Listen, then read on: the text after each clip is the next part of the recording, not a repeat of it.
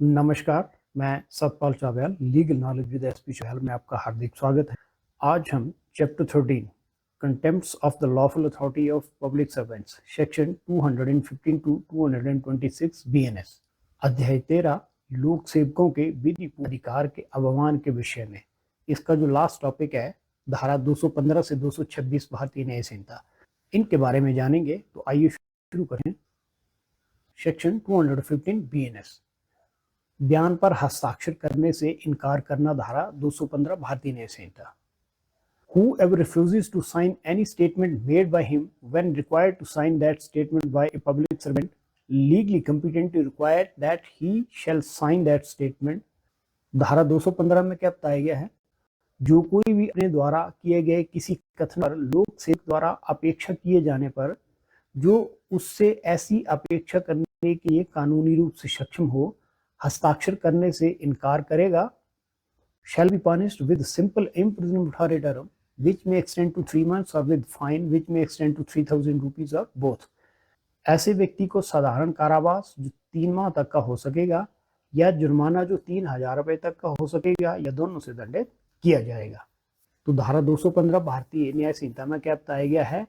कि किसी व्यक्ति ने किसी लोक सेवक के सामने कोई कथन किया, यानी कि कोई स्टेटमेंट दी है, परंतु वह व्यक्ति अपनी ऐसी दी गई स्टेटमेंट पर साइन करने से इनकार करता है, तो उसे धारा 215 बीएनएस के तहत दंडित किया जाएगा।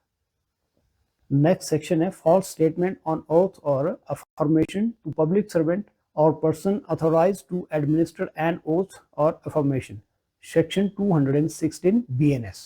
लोक सेवक या शपथ दिलाने के लिए अधिकृत व्यक्ति के समक्ष शपथ या प्रतिज्ञान पर झूठा कथन करना, धारा 216 भारतीय न्याय संहिता। Whoever being legally bound by an oath or affirmation to state the truth on any subject to any public servant or other person authorized by law to administer such oath or affirmation, तो धारा 216 में क्या बताया गया है कि जो कोई भी किसी लोक सेवक या कानून द्वारा किसी ऐसी शपथ या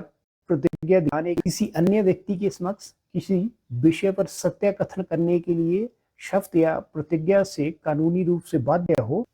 makes to such public servant or other person as aforesaid touching that subject any statement which is false and which he either knows or believes to be false or does not believe to be true। ऐसे लोक सेवक या अन्य व्यक्ति से उस विषय पर कोई कथन झूठा है या जिसे वह या तो झूठा जानता हो या ये मानता हो कि वह सत्य नहीं है, shall be punished with imprisonment of high discretion for a term which may extend to 3 years and shall also be liable to fine।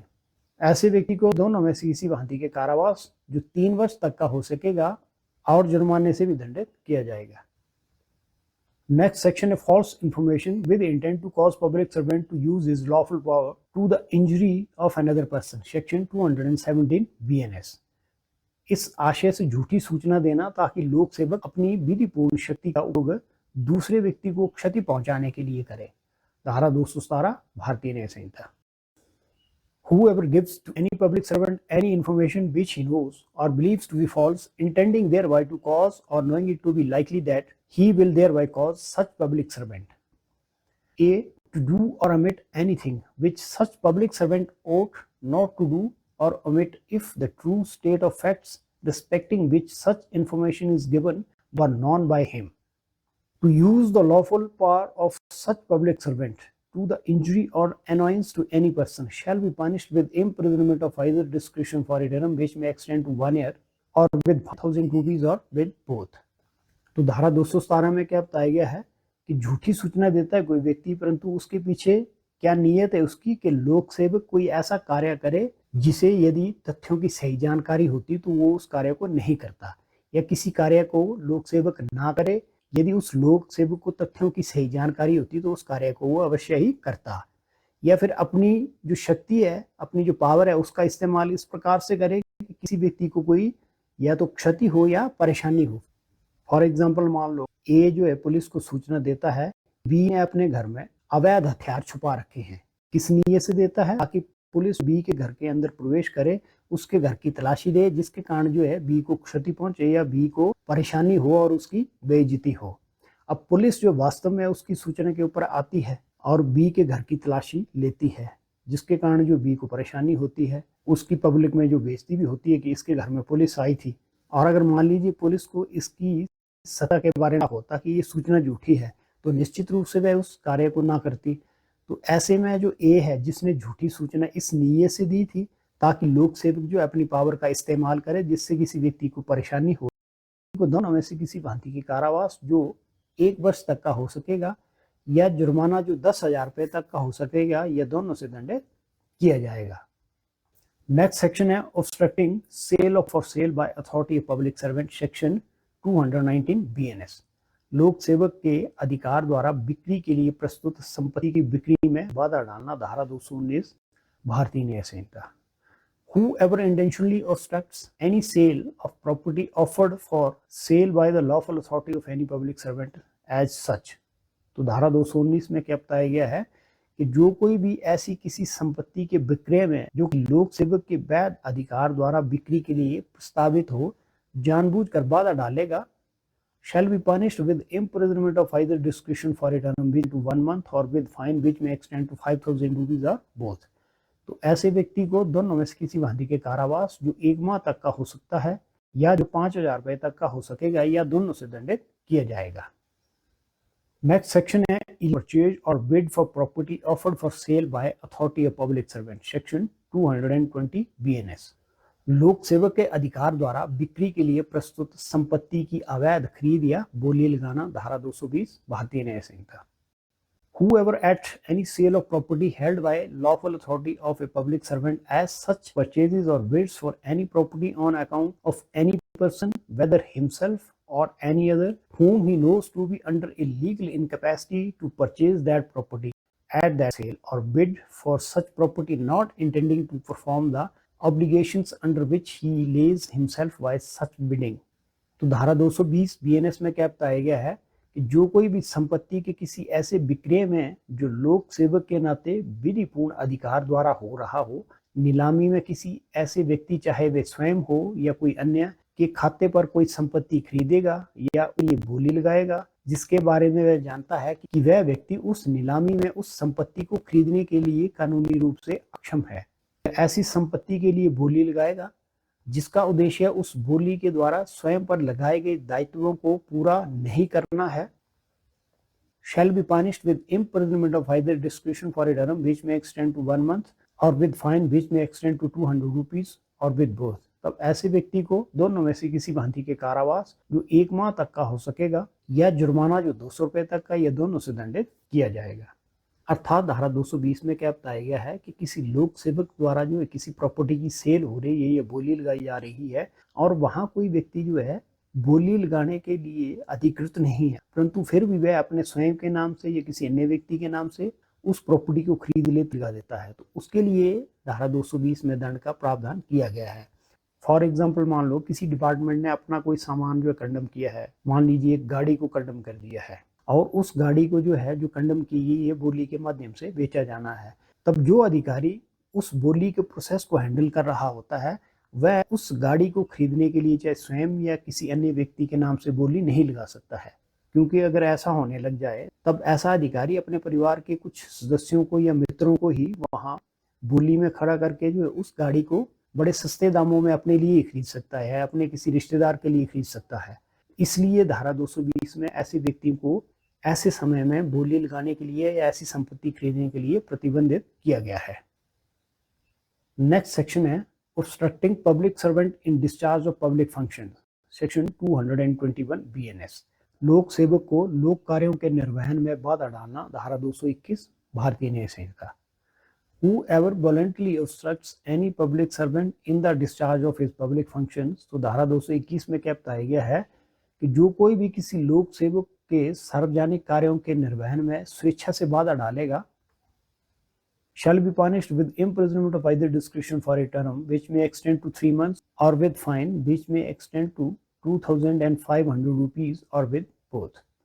ऐसे व्यक्ति को दोनों में से किसी भांति के कारावास जो 3 माह तक का हो सकेगा या जुर्माना जो 2,500 रुपए तक का, या दोनों से दंडित किया जाएगा। अर्थात धारा 221 में क्या बताया गया है कि कोई लोक सेवक है और लोक सेवक होने के नाते अपने कर्तव्यों का पालन कर रहा है और दूसरा व्यक्ति जो है स्वेच्छा से ऐसे लोक सेवक को उसके कर्तव्य पालन में बाधा डालेगा, तो ऐसे व्यक्ति को धारा 221 के अनुसार दंडित किया जाएगा। नेक्स्ट सेक्शन है omission to assist public servant when bound by law to give assistance, section 222 BNS. कानून द्वारा सहायता प्रदान करने के लिए बाध्य होने पर लोक सेवक की सहायता में चूक, धारा 222 भारतीय न्याय संहिता। Whoever being bound by law to render or furnish assistance to any public servant in the execution of his public duty intentionally omits to give such assistance। धारा 222 में क्या बताया गया है कि जो कोई भी लोक सेवक को उसके कर्तव्य निर्वहन में सहायता प्रदान करने के लिए कानूनी रूप से बाध्य होते हुए भी जानबूझकर ऐसी सहायता देने में चूक करेगा,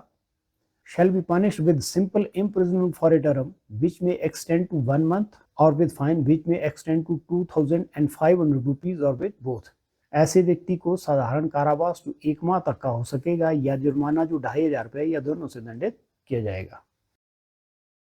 A public servant legally competent to make such demand for the purposes of executing any process lawfully issued by a court or of preventing the commission of an offence or suppressing a right or afraid or of apprehending a person charged with or guilty of an offence or of having escaped from lawful custody। तो जो point B है इसमें क्या बताया गया है कि जहां ऐसी सहायता की मांग उससे ऐसे लोक सेवक द्वारा की गई है जो ऐसी सहायता की मांग करने के लिए कानूनी रूप से सक्षम हो, न्यायालय द्वारा विधिवत जारी की गई किसी प्रक्रिया को निष्पादित करने के लिए हो,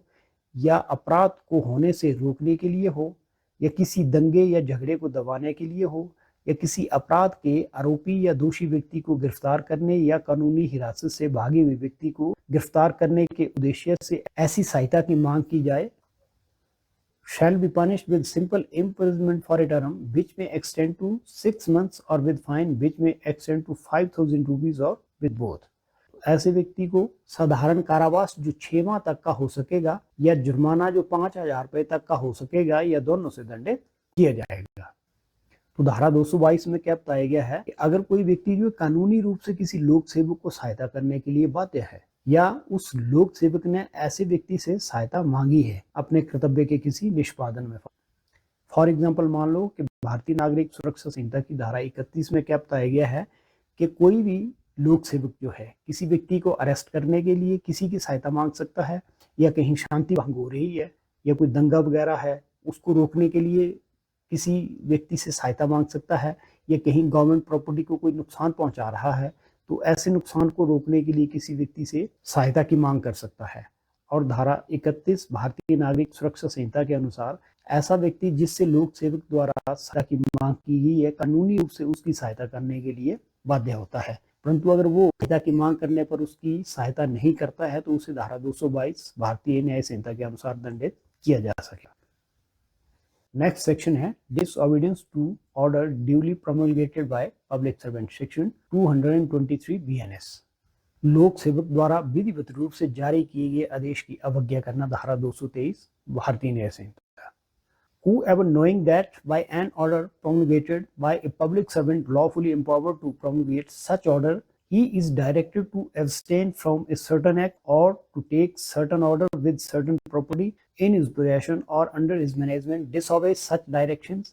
धारा 223 में क्या बताया गया है कि जो कोई भी ये जानते हुए कि किसी लोक सेवक द्वारा जिसे आदेश जारी करने का विधिवत अधिकार प्राप्त है, जारी किए गए आदेश के द्वारा उसे किसी विशेष कार्य से परहेज करने या अपने कब्जे या प्रबंधन के अधीन किसी संपत्ति के संबंध में कोई विशेष आदेश लेने का निर्देश दिया गया हो, ऐसे निर्देश की अवज्ञा करेगा। Shall if such disobedience causes or tends to cause obstruction, annoyance or injury or risk of obstruction, annoyance or injury to any person lawfully employed be punished with simple imprisonment for a term which may extend to 6 months or with fine which may extend to 2,500 rupees or with both। यदि ऐसी अवज्ञा से किसी वैध रूप से नियोजित व्यक्ति को बाधा असुविधा या चोट पहुंचती है या बाधा असुविधा या चोट पहुंचने का जोखिम पैदा हो, तब ऐसे व्यक्ति को साधारण कारावास जो 6 माह तक का हो सकेगा या जुर्माना जो 2,500 रुपए तक का या दोनों से दंडित किया जाएगा। तो धारा 223 में क्या बताया गया है कि कोई लोक सेवक है और लोक सेवक होने के नाते उससे ये पावर है यानी कि अधिकार है कि वह किसी व्यक्ति को या आम जनता को ये आदेश दे सकता है कि वह किसी कार्य को नहीं करेंगे या उनके अधीन जो प्रॉपर्टी है उसका प्रबंधन उस प्रकार से करेंगे जैसा कि उसने आदेश दिया है, परंतु कोई व्यक्ति उसकी अवहेलना करता है तो उसे धारा 223 के अनुसार दंडित किया जाएगा।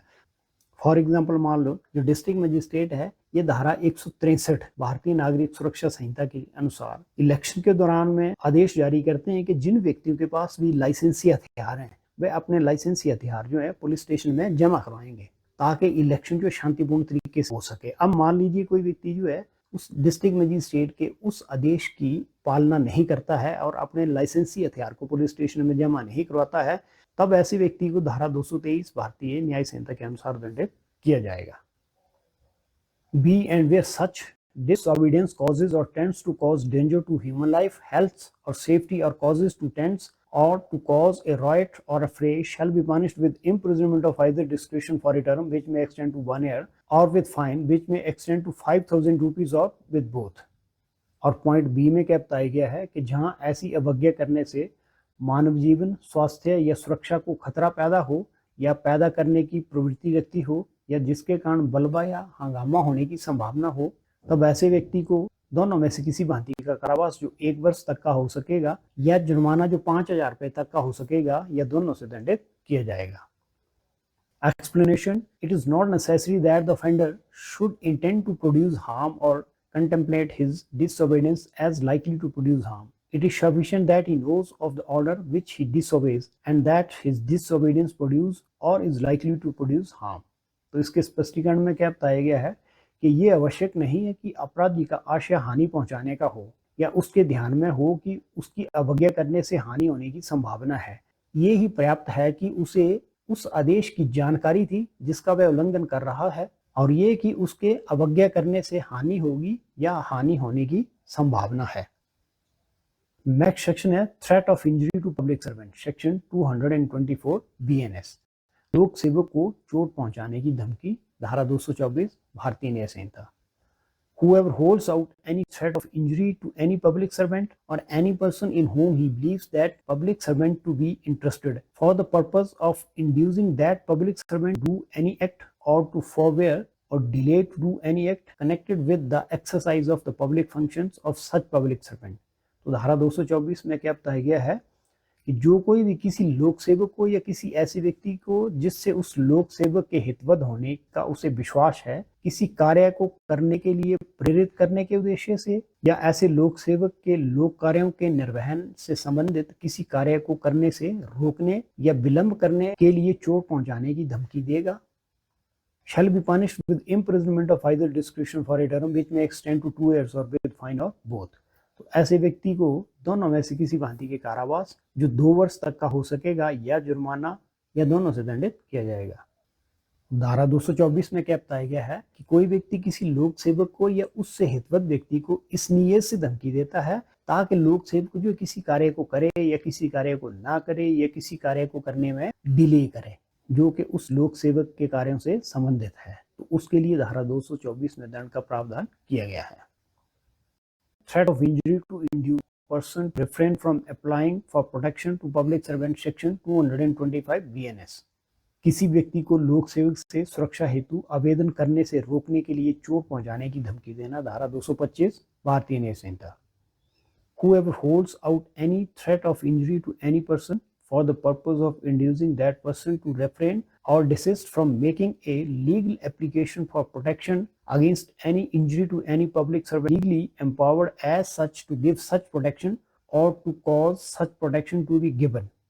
तो धारा 225 में क्या बताया गया है कि किसी व्यक्ति को किसी प्रकार की चोट पहुंचाने की धमकी देगा ताकि वह व्यक्ति किसी लोक सेवक को जो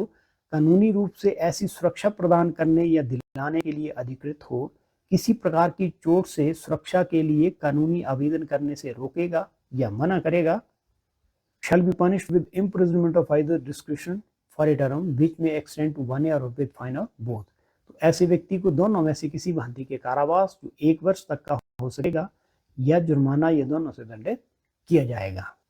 धारा 225 में क्या बताया गया है कि अगर कोई व्यक्ति किसी क्षति से अपनी प्रोटेक्शन के लिए किसी लोक सेवक को एप्लीकेशन देना चाहता है, परंतु कोई दूसरा व्यक्ति जो है उसे ऐसी एप्लीकेशन देने से रोकता है, यानी कि धमकी देता है उसे कि वह ऐसी एप्लीकेशन किसी लोक सेवक को नहीं देगा, अगर देगा तो वह उसे क्षति पहुंचाएगा। तो ऐसे व्यक्ति को धारा 225 के अनुसार दंडित किया जाएगा। नेक्स्ट सेक्शन है attempt to commit suicide to compel और restrain exercise of lawful power, section 226 BNS। कानूनी शक्ति के प्रयोग के लिए विवश करने या रोकने के लिए आत्महत्या का प्रयास करना, धारा 226 भारतीय न्याय संहिता। Whoever attempts to commit suicide with the intent to compel or restrain any public servant from discharging his official duty, धारा 226 में क्या बताया गया है कि जो कोई भी किसी लोक सेवक को उसके आधिकारिक कर्तव्य का निर्वहन करने से रोकने या विवश करने के इरादे से आत्महत्या का प्रयास करेगा shall be punished with simple imprisonment for a term which may extend to 1 year or with fine or with boss or with community service। तो ऐसे व्यक्ति को साधारण कारावास जो 1 वर्ष तक का हो सकेगा या जुर्माना या दोनों से या फिर सामुदायिक सेवा के दंड से दंडित किया जाएगा। आज के लिए इतना ही। अगर ये मेरा लेक्चर आपको अच्छा लगा हो तो प्लीज इसे लाइक कर दें, शेयर कर दें और मेरे चैनल को भी सब्सक्राइब कर लें। अगर आपका कोई प्रश्न हो तो वो भी आप मुझे भेज सकते हो और मैं यथाशीघ्र उसका उत्तर देने का प्रयास करूंगा। धन्यवाद।